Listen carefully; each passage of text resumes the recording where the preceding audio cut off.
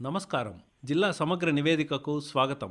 ఈ కార్యక్రమం ద్వారా ఆయా జిల్లాలలో అభివృద్ధి కార్యక్రమాలు, ముఖ్య ఘటనలు, పరిణామాలు మరియు ఇతర అంశాల గురించి తెలుసుకుంటున్నాం కదా. ప్రస్తుతం ఖమ్మం జిల్లా నుంచి ఫణికుమార్ గారు అందుబాటులో ఉన్నారు. ఆయన్ని అడిగి మరిన్ని వివరాలు తెలుసుకుందాం. నమస్కారం అండి ఫణికుమార్ గారు. నమస్కారం అండి.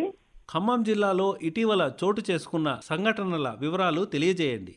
ఖమ్మం జిల్లాలో ముఖ్యంగా చూసుకున్నట్లయితే ఎన్నికలు అనేవి జరిగాయి. ఈ ఎన్నికల్లో ఆయా పార్టీ అభ్యర్థులు కూడా ప్రచారం చేయడం జరిగింది. అలాగే పోలింగ్ ను కూడా అధికారులు విజయవంతంగా పూర్తి చేశారు. తర్వాత జరిగినటువంటి పరిణామాల్లో కౌంటింగ్ ప్రక్రియను కూడా ఇక్కడ అధికారులు మంచిగా నిర్వహించారు. ఒక తుఫాను ప్రభావంతో ఖమ్మం జిల్లాలో అన్ని కూడా పంటలు నష్టం వాటిల్లింది. ఇటువంటి అవాంఛనీయ సంఘటనలు జరగకుండా పోలింగ్ బందోబస్తు గానీ, పంటల సంబంధించి నిర్వహణకు అధికారులు పంట సర్వే నిర్వహించడం కానీ ఇవన్నీ కూడా ఖమ్మం జిల్లా వ్యాప్తంగా కూడా జిల్లా కలెక్టర్ విపి గౌతమ్ ఆధ్వర్యంలో అన్ని కూడా చక్కగా చేపట్టడం జరిగింది.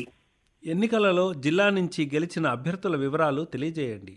ఖమ్మం జిల్లాలో చూసినట్లయితే మొత్తం 5 నియోజకవర్గాలు ఉన్నాయి. 5 నియోజకవర్గాలు కూడా కాంగ్రెస్ అభ్యర్థులే గెలవడం జరిగింది. ఇక్కడ ఖమ్మంలో బీఆర్ఎస్ అభ్యర్థి పువ్వాడ్ అజయ్ కుమార్ పై కాంగ్రెస్ అభ్యర్థి తుమ్మల నాగేశ్వరరావు గెలిచారు. మధిరలో కాంగ్రెస్ అభ్యర్థి మల్లు భట్టి విక్రమార్క, పాలేరు నియోజకవర్గం నుంచి కందాల ఉపేంద్ర రెడ్డిపై కాంగ్రెస్ అభ్యర్థి పొంగులేటి శ్రీనివాస్ రెడ్డి ఈ నియోజకవర్గంలో గెలవడం జరిగింది. అలాగే వైరాలో చూసుకున్నట్లయితే ఇక్కడ రామదాస్ నాయక్ విజయం సాధించారు.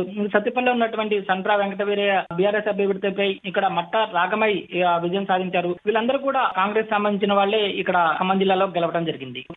అలాగే జిల్లాలో ఎంతమందికి మంత్రి పదవులు వచ్చాయి, ఆ వివరాలు తెలపండి.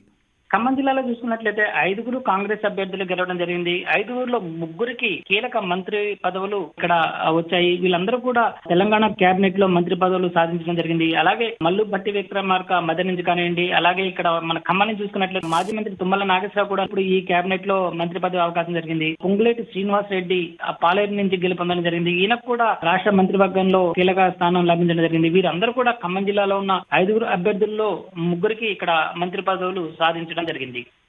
తుఫాన్ వల్ల జిల్లాలో సంభవించిన పంట నష్టం వివరాలను తెలియజేయండి. ఖమ్మం జిల్లాలో అనుకోని పరిస్థితుల్లో తుఫాన్ రావడం వల్ల ఎంతో మంది రైతులు ఇక్కడ నిరాశ్రయ్యారు.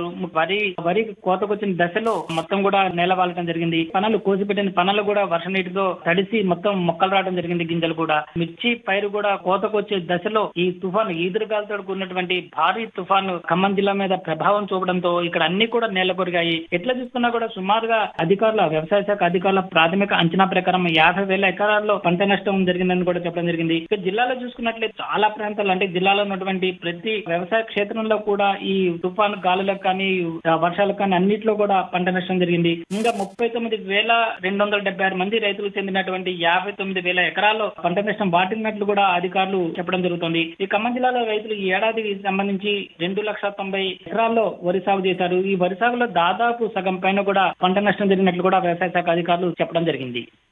ప్రభుత్వం అధికారంలోకి వచ్చిన తర్వాత జిల్లాలో అమలు చేసిన పథకాల వివరాలు తెలియజేయండి.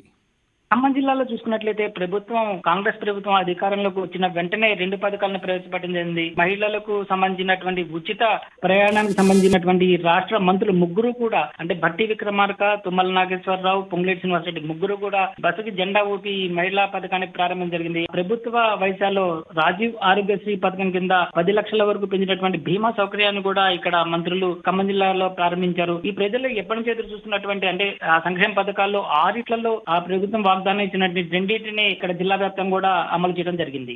ఇదండి ఖమ్మం జిల్లా నుంచి ఫణికుమార్ గారు అందించిన జిల్లా సమగ్ర నివేదిక. మరో రోజు మరో జిల్లా నుంచి సమగ్ర నివేదికను విందాం. అంతవరకు సెలవు. నమస్కారం.